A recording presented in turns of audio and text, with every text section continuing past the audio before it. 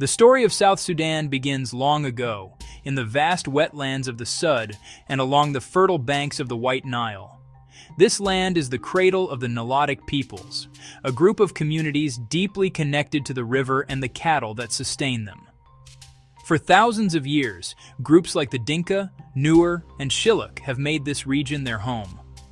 Their lives have been shaped by the rhythm of the seasons, the flooding of the Nile, and the needs of their herds. These communities developed complex social structures and oral traditions, passing down stories, laws, and their history from one generation to the next through spoken word and song. Their world was self-contained, governed by their own customs and beliefs. The Dinka, the largest ethnic group, organized their lives around cattle camps, moving with their herds in search of pasture and water. Cattle were not just a source of food. They were a measure of wealth, a central part of spiritual rituals, and the glue that held families and clans together. The Nuer, living in close proximity, shared a similar pastoralist lifestyle, and their relationship with the Dinka was complex, marked by both cooperation and conflict over resources. Meanwhile, the Shilluk people established a centralized kingdom along the White Nile, led by a divine king known as the Reth. This kingdom was unique in the region for its political organization and its ability to control a specific territory for centuries. Life for these early societies was not always peaceful, but it had a predictable pattern. They were resilient, adapting to the harsh environment and creating rich cultural traditions. Their spiritual beliefs were often animistic, tied to the natural world, the spirits of their ancestors, and a powerful creator god, whom the Dinka call Nialik. These beliefs guided their daily actions, from marriage ceremonies to resolving disputes. The land itself was sacred, not something to be owned by individuals, but a shared resource for the entire community. This deep connection to their land, their cattle, and their traditions would form the bedrock of their identity for millennia to come. These societies remained largely isolated from the outside world for a very long time. The difficult terrain of the Sud, one of the world's largest wetlands, acted as a natural barrier, protecting them from many of the empires and powers that rose and fell to the north in Nubia and Egypt. Their history was not written in books but lived on the land, in the memories of the elders, and in the songs of the people. This long period of relative autonomy shaped a fierce spirit of independence and a deep attachment to their way of life, traits that would become incredibly important when outsiders finally began to arrive and impose their will on the region. The 19th century brought a dramatic and violent change to the lands of the Nilotic peoples. In the 1820s, the Turco-Egyptian regime, ruling from the north, began to push southward. Their primary interests were not in governance or development, but in exploitation. They came seeking ivory, timber, and most brutally, slaves. Armed slave raiders, supported by the government in Khartoum, tore through communities, capturing thousands of men, women, and children. This period inflicted deep trauma and sowed seeds of mistrust between the peoples of the South and the northern-based authorities, a mistrust that would fester for generations and define future relationships. Later in the century, the British arrived, establishing the Anglo-Egyptian Condominium to rule over all of Sudan in 1899. The British administration brought an end to the large-scale slave trade, which was a welcome relief. However, they also implemented a policy of division. They governed the North and the South as two separate territories. The North, which was predominantly Arab and Muslim, received investment in infrastructure, education, and administration. The South, viewed by the British as primitive and distinct, was deliberately kept isolated. The Closed Districts Ordinance of 1922 formalized this separation, severely restricting travel and trade between the two regions. This policy had profound consequences. While the North was being integrated into the modern world through an Arabic and Islamic framework, the South was left to Christian missionaries for education and healthcare. English, not Arabic, became the language of the small, educated elite in the South. This created two very different societies within one country. The British did little to build roads, schools, or hospitals in the South, leaving it drastically underdeveloped compared to the North.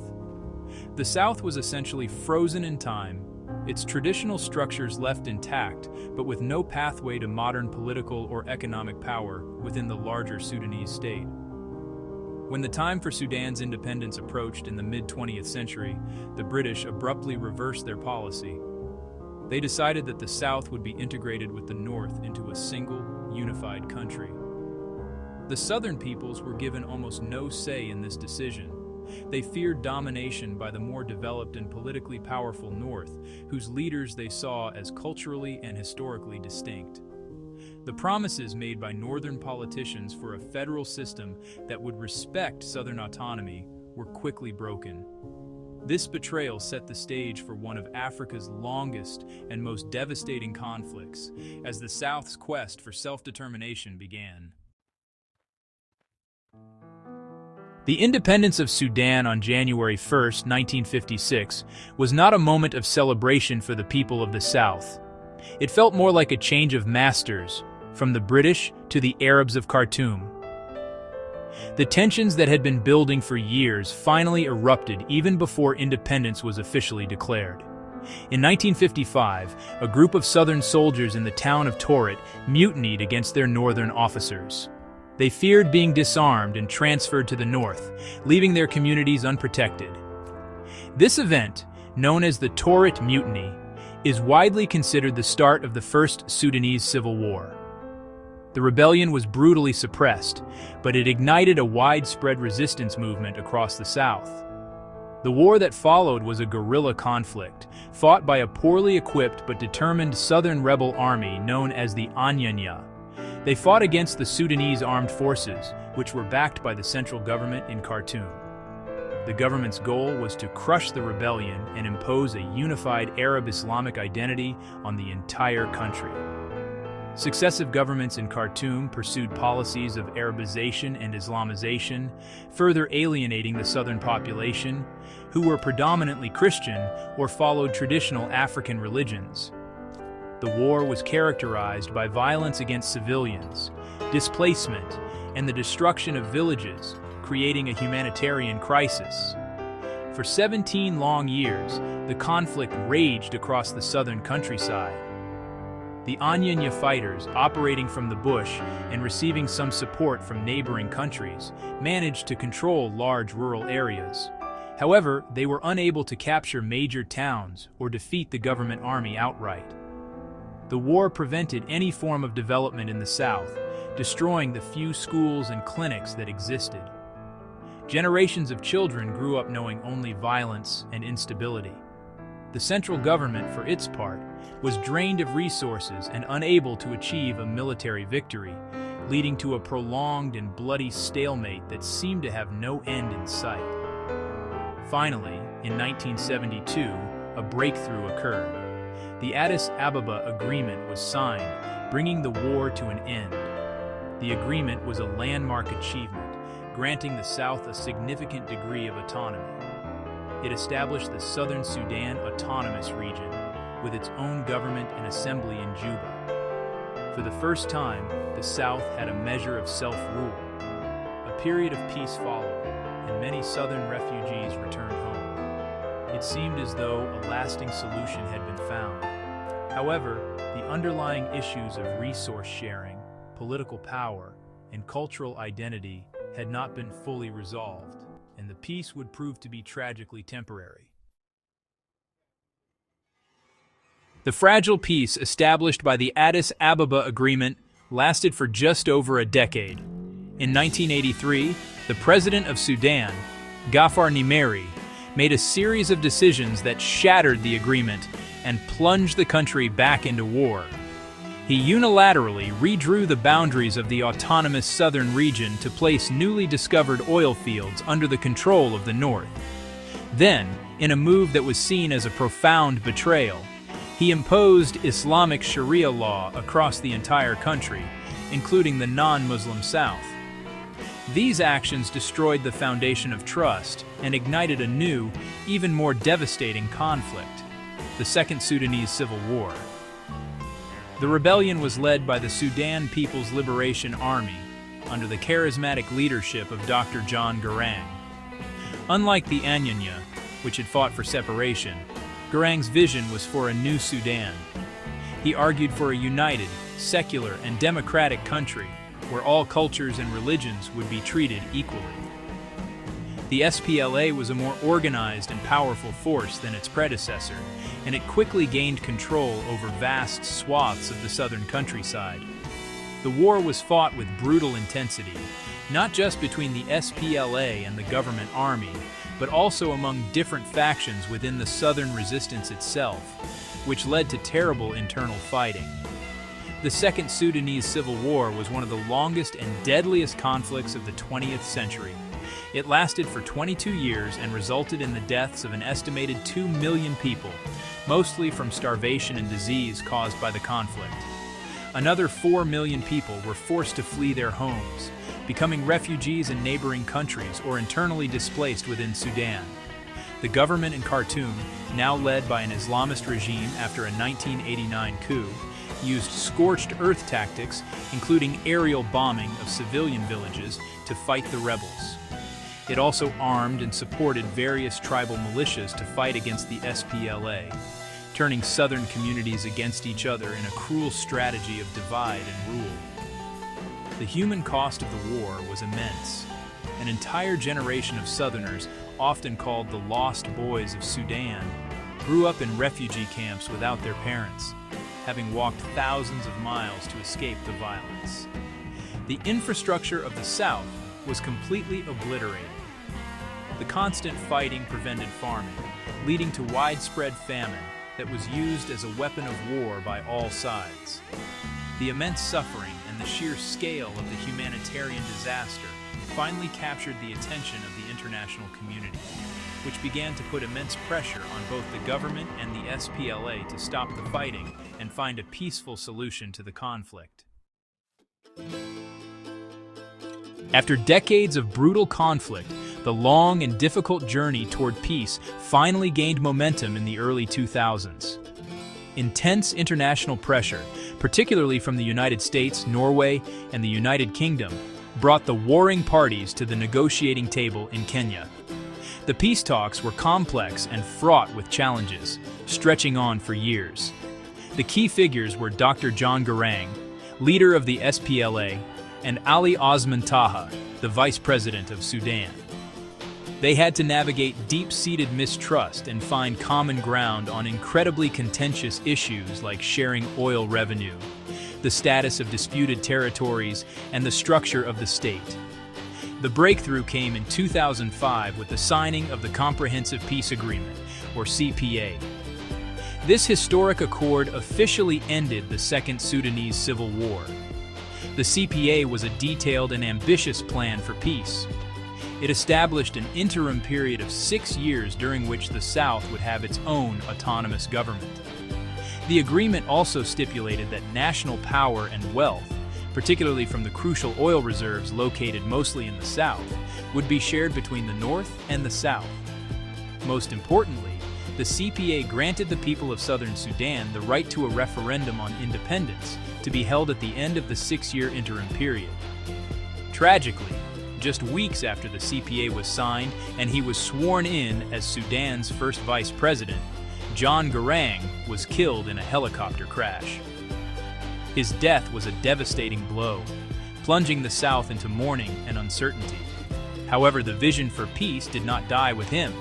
His successor, Salva Kiir Mayardit, stepped up to lead the southern government and ensure that the CPA was implemented. The interim period was a time of cautious optimism. Southerners began to return home, and a new government was established in Juba, tasked with the monumental challenge of building a state from scratch after decades of complete destruction. In January 2011, the moment the South had fought and died for finally arrived. The referendum on independence was held. The atmosphere was one of joy and solemnity as millions of southern Sudanese, both at home and in the diaspora around the world, lined up for days to cast their votes. The result was overwhelming and decisive. Nearly 99% of voters chose to secede from Sudan and form their own country. On July 9, 2011, the Republic of South Sudan was officially born. The world watched as the new nation's flag was raised in Juba. It was a moment of immense hope, not just for South Sudanese people, but for the entire international community, which celebrated the birth of the world's newest country. The euphoria of independence was tragically short-lived. The new nation of South Sudan was born with immense challenges. It was honestly one of the least developed countries on Earth, with very few paved roads, hospitals, or schools. The government was made up of former rebel commanders who had experience in warfare, but little in civilian governance. Deep ethnic rivalries, which had been papered over during the liberation struggle against Khartoum, soon resurfaced. The greatest challenge, however, came from a political power struggle within the ruling party, the Sudan People's Liberation Movement. Tensions grew between President Salva Kiir, who is Dinka, and his vice president, Riek Machar, who is Nuer. The political crisis exploded into violence in December 2013. A dispute within the presidential guard in Juba quickly escalated along ethnic lines, pitting soldiers loyal to Kiir against those loyal to Machar. The fighting spread rapidly from the capital to other parts of the country, particularly to the oil-rich states of Jonglei, Unity, and Upper Nile. What began as a political power struggle morphed into a brutal civil war characterized by horrific, ethnic-based massacres.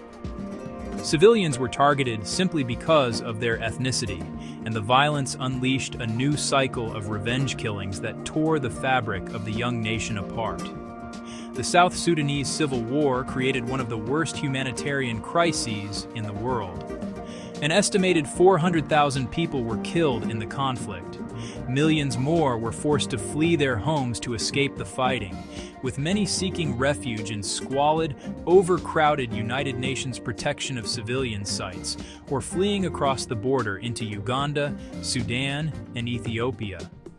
The war destroyed what little infrastructure the country had. Farming was disrupted, leading to a catastrophic famine in parts of the country in 2017. The dream of a prosperous and peaceful nation, for which so many had sacrificed so much, had turned into a nightmare of violence, starvation, and displacement. The conflict was marked by extreme brutality from all sides. Reports from the United Nations and human rights groups documented widespread atrocities, including the recruitment of child soldiers, systematic use of sexual violence as a weapon of war, and the deliberate targeting of civilians. The war demonstrated how the unity forged during the liberation struggle was incredibly fragile. The leaders who had once fought together for freedom now turned their guns on each other and their own people, sacrificing the nation's future for their own personal power and greed. The international community, which had championed South Sudan's independence, watched in horror as the country descended into chaos. In the face of devastating conflict and immense international pressure, numerous attempts were made to bring peace to South Sudan. Several ceasefire agreements were signed between 2014 and 2017, but they all collapsed within days or weeks, with both sides blaming each other for the violations. The regional body, the Intergovernmental Authority on Development, led mediation efforts, but the deep-seated mistrust between President Salva Kiir and his rival Riek Machar proved to be a major obstacle. A 2015 peace deal that briefly brought Machar back as vice president fell apart spectacularly in July 2016, with heavy fighting breaking out once again in the capital, Juba. A renewed push for peace finally led to a breakthrough in September 2018. Under intense pressure from regional leaders and the threat of further sanctions, Kiir and Machar signed the revitalized agreement on the resolution of the conflict in South Sudan. This agreement was more comprehensive than previous ones. It laid out a detailed power-sharing arrangement and a timeline for creating a unified national army by integrating government and opposition forces. It also included provisions for transitional justice, accountability for war crimes, and the drafting of a new permanent constitution for the country. The implementation of the 2018 peace deal has been extremely slow and has faced numerous delays. Key deadlines for forming a unity government and unifying the army were repeatedly missed. However, in February 2020, a crucial step was taken when a revitalized transitional government of national unity was finally formed, with Salva Kiir as president and Riek Machar reinstated as one of 5 vice presidents. This has led to a significant reduction in large-scale political violence across the country.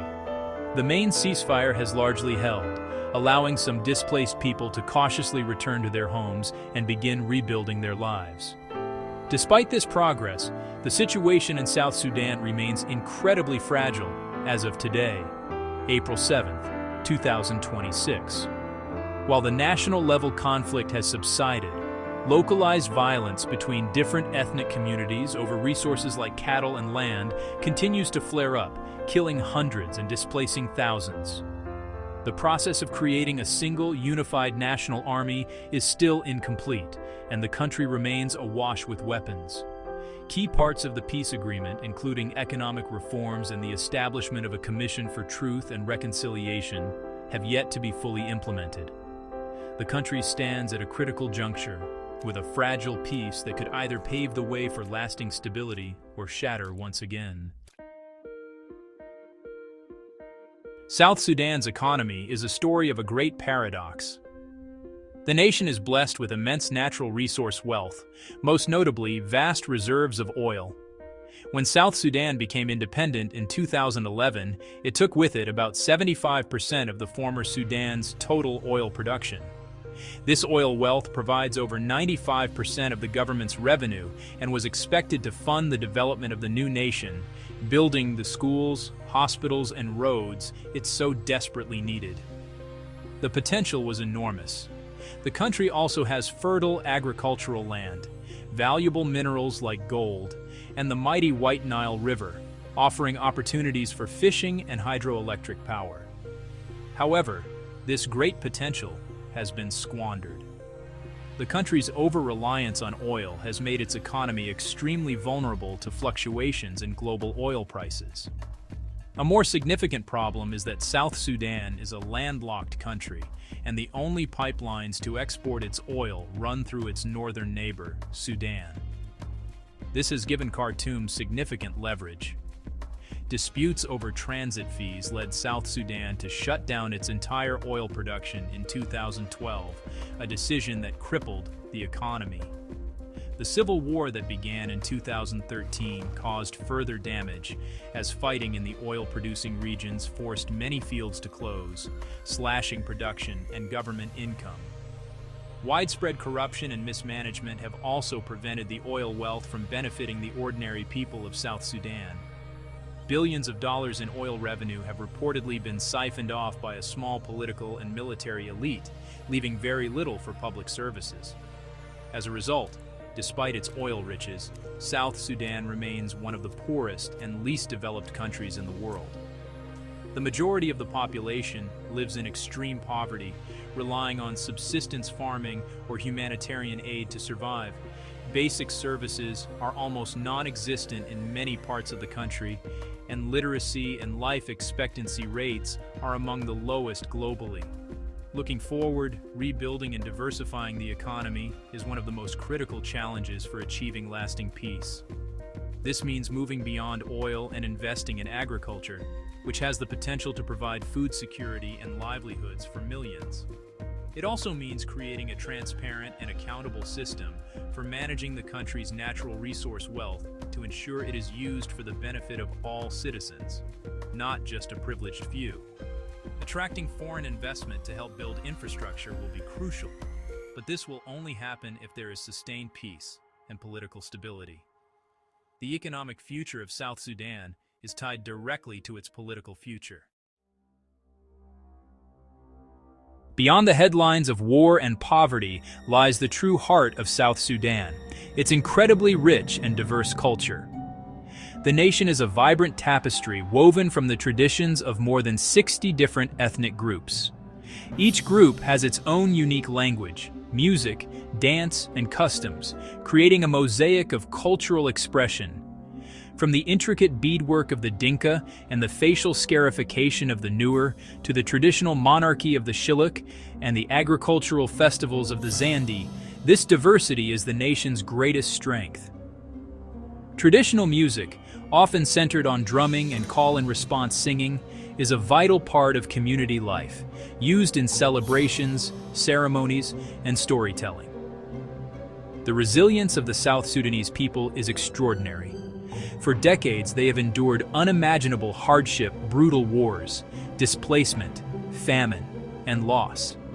Yet through it all, they have held on to their cultural identities and their deep connection to family and community. The importance of kinship is paramount, and social support networks have been crucial for survival.